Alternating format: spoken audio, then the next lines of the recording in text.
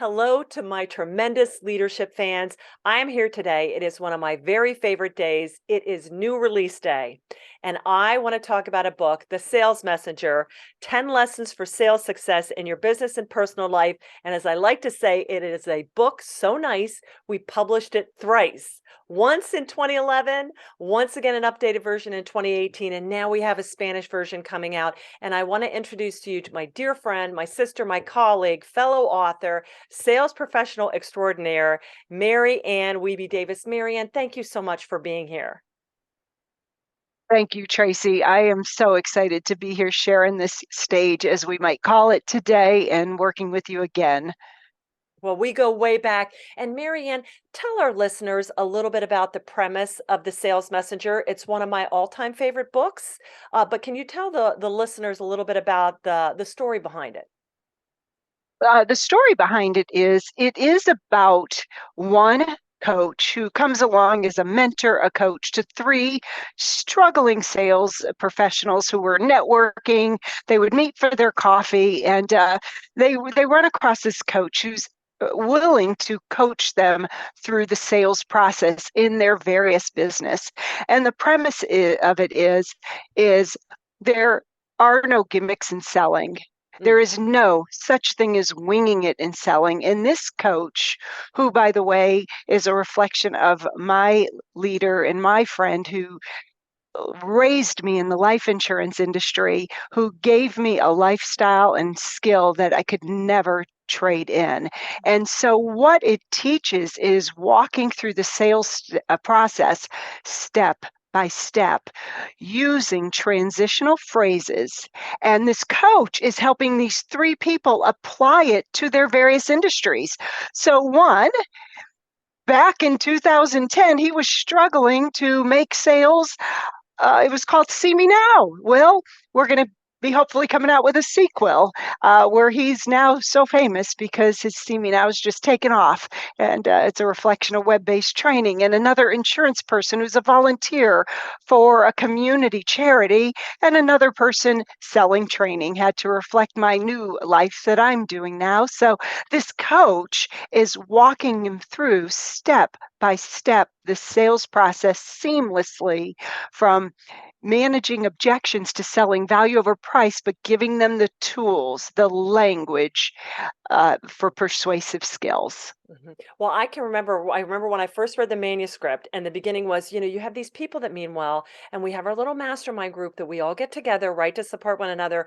But month after month, year after year, Mhm. everybody's still at the same place. And I love it when they finally got together and they're like, okay, for all we're doing, it's the old, if you work your fingers to the bone, all you get is Yeah. bony fingers. We're not getting traction. And then in comes George Melton, this figure, and he takes them through this. And some of the steps, Marianne, I still use. I still remember, and I read a ton of books. So it comes in and it goes out. But I still remember some of those examples, the color Yes. coding of your schedule, your transitional phrases that I still use and love that. So, Marianne, who is the book really for? Is it for salespeople? You talked about a lot of different industries, so sounds like pretty much anybody could pick it up and get something from it. Yeah, it is absolutely designed for those salespeople who are not getting the skill-based training that I was blessed with so many years ago. So Okay. many of us, when we entered into the career sales, we were taught pure communication and sales skills. Wow. And they're not teaching it anymore. It's a rarity. And so it is designed for them. Yet, I want Tracy, I do a lot of team building. And when we teach these leaders, how do you get buy in? How do you create clarity in your messaging? How do you get buy in from your teams? We literally give them the book and the tools from the book. As a matter of fact, I know you're familiar with Toastmasters. When you look at even the principles taught in Toastmasters, they often reflect what is in my book. So that's why the book is designed for anyone who really wants to increase their influencing ability.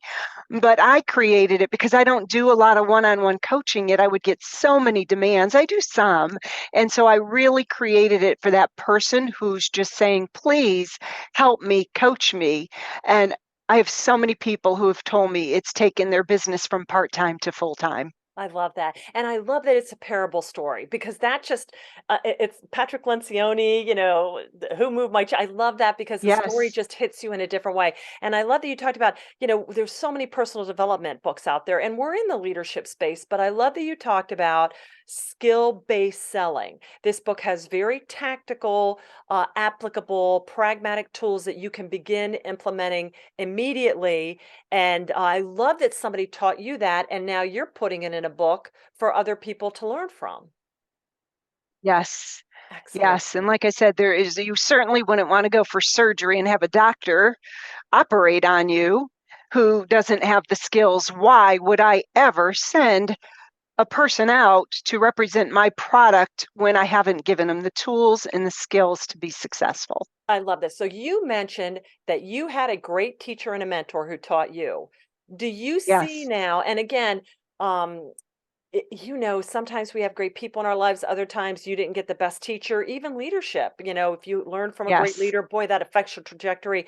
Do you think people coming in, is this stuff being taught anymore, or is it kind of dying by the wayside because people think, well, technology or this is the new way of doing things? What do you think is going on in the sales world? I watched it happen, Tracy, and it began, I would say, in the early 90s, slowly, where sales training classes became more about product training. And as time moved on, where they used to take sales reps, I don't care if it was pharmaceutical, insurance, retail, whatever, you locked people up for a week and you gave them all those sales skills and their planning skills, like you said, color coding, how do I make sure I'm using my time? Well, we locked in, all of a sudden it became, well, wait a minute, we can't do a week training. It's a 3 day training. Wait a minute, we can't do a 3 day training. We'll give you 2 days. And it does amaze me when I'm lucky now, I will get clients to give me 2 days. It's very hard to get the three, but a lot of times people think that I can wave a magic wand and have their people ready to go in a day. Just teaching how to manage resistance, objections, tough questions, concerns, complaints, that alone, just practicing and learning the techniques is easily a solid half a day. As a matter of fact, the tactics we are using are what oftentimes hostage negotiators are even using, because it's about, hey, wait a minute, you're not trying to fight with that person when they have a concern or objection. You're just trying to, hey, calmly persuade them over to your way of thinking. And so it does take a certain skill, and that's all there. It's right there in the book. I love it. Well, and if you don't learn that, that's why people enter, I mean, the sales world, and primarily our audience is a lot of financial planners, real estate Yes. professionals, small businesses.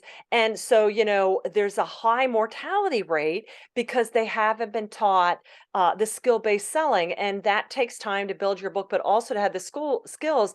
But once you do, one of my questions was, why should a younger audience get into sales? I mean, I grew up with all people that were in sales, entrepreneurial, life insurance, real estate, network marketing, Yes. Amway, and they just lived the grandest life of all. And guess what? They still are.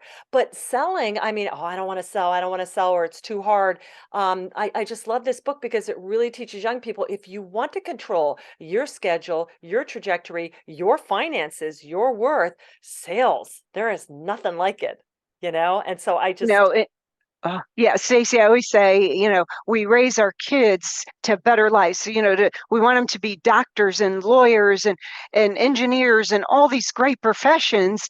Yet, when you really think about this absolutely wonderful career that this kid from a town called Springfield, Mass, could never have enjoyed the life and that I've experienced if I had never accidentally fallen into selling life insurance when no other jobs were out there in the recession years.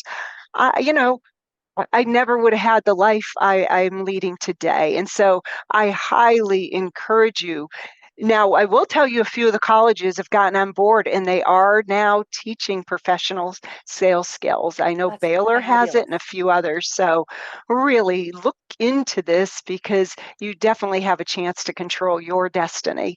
My work with the American College and the financial services, somebody told me that there are now degrees in colleges for this. And I'm like, That's amazing because It's I about would have done time. that. And tremendous leadership is here because Charles found the life insurance industry with Mutual New Yes. York. Had he not found that with his eighth grade education and nothing really other than a hunger and a grit, but that was the industry that allowed him to surpass every dream he ever had and help other people do theirs.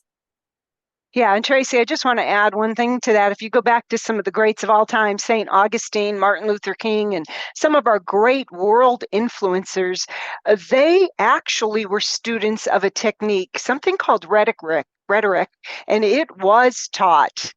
And back then, many of them were taught in monasteries or in some of the colleges, but rhetoric was taught. Others refer to what I teach as the Socratic method of Hmm. selling. Why? Hmm. Because Socrates actually, how many years back, was teaching people this art of persuasive skills. So at one point, it was part of, the educational curriculum, but then slowly it went away. Companies picked it up, and then it just totally, I feel most industries, it's disappeared. It has. Well, I sure hope for anybody that's thinking about transitioning into sales or feeling like sales isn't right for them, before you do anything, you make sure you get Marianne's book and check it out because as she said, it is all about it's what was taught before. And it's this art of persuasion, which is severely lost in the way we dictate things, and also that resiliency that it's going to take time to build your book, but boy, once you do, all that sales is the most beautiful thing because everything you put in the early foundation is what enables you, whereas like for me in corporate career, maybe you leave and go someplace else, there's no guarantee that anything, contacts, salary level, anything will transition over to your next thing, but not so with sales. So I'm just so excited. Yes. And Marianne, we just talked about this coming out now in the Spanish language. Tell me about that. What led you to make this available in another translation? Well, our work has really, we've always had some clients in Mexico, in Spanish-speaking countries, but it actually, the pandemic has advanced that for us. And so our clients are urging us, one, to speak Spanish. So I am actually practicing mine every day. I hope I can get through my weekend there this weekend, a little bit at least. But so we are having our clients really ask us for our services. And now most of that is a lot of times it's our management and our leadership that we do. And so the first easiest place for me to start was, okay, let me show you we're committed, and just not telling you that I'm practicing Spanish, and that we have Spanish facilitators for you. We committed to uh, translating the book. It's on Amazon as we speak, hot off the press.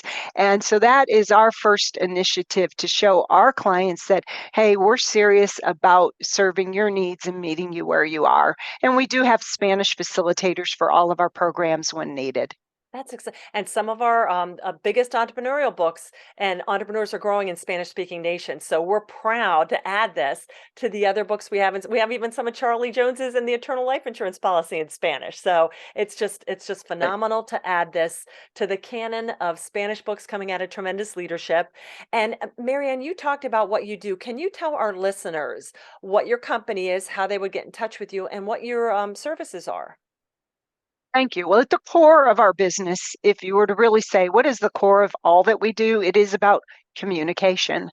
And so while I started the business with sales training and customer service, just even personality styles has always been at the crux of what we do.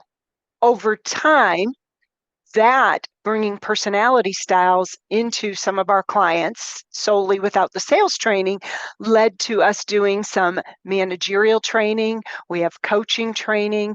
You mentioned Patrick Lencioni. We use the corresponding program that, he's in, 5 behaviors of a cohesive team. Mhm. We have 5 published case studies on our success with that. And so we have that program. We use a lot of good tools and assessments. We even have have some competency-based assessments, making sure you're even in the right role. Is it a fit? So, how do you reach me? Peakperformancesolutions.com. We are out of Dallas, Texas. There's a couple companies out there with a similar name. So, peakperformancesolutions.com. And our website is finally in its last stages of being updated. We'd welcome your feedback on navigating it, etc. Absolutely. And we'll put all this in the info box. And also, Marianne, we can connect with you on LinkedIn too, right? I know a lot of the listeners are on that. Absolutely. Fabulous. Well, listen, Marianne, I thank you so much. And to our viewers out there, if you're watching this video, today is release day. So go on over there, grab a copy, either of the Spanish version or the English version. They're both up there. Leave us feedback, an honor of a review, and get this for your team. Read together with your team. If you have a sales team, this is something you're definitely going to want to look into. Like I said, I remember 12 years ago reading it, and it really, I draw back to it many times in my presentations and when I share with people. So, Marianne, thank you again for the honor of sharing your experience and wisdom and all George taught you and continuing his legacy and making it your own. Thank you, Tracy. I look forward to coming up with the George, the sequel with Bob as the main character. So thank you for all your support, Tracy. You're welcome. And to our tremendous listeners out there, you have a tremendous rest of the day. We're so thankful for you. And remember, you'll be the same person 5 years from now that you are today, except for two things: the people you meet and the books you read. So make them both tremendous. Bye-bye, everyone.